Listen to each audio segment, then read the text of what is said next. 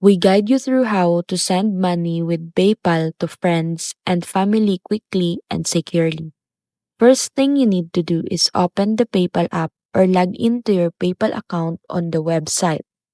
Once you're logged in, tap Send and enter the email address, phone number, or PayPal username of the person you want to pay. Next, enter the amount you want to send and choose friends and family as the payment type to avoid purchase protection fees. After that, select your payment method, whether it's your PayPal balance, linked bank account, or credit card.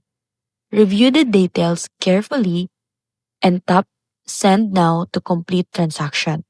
The money will be sent instantly or within a short time, depending on the payment method used.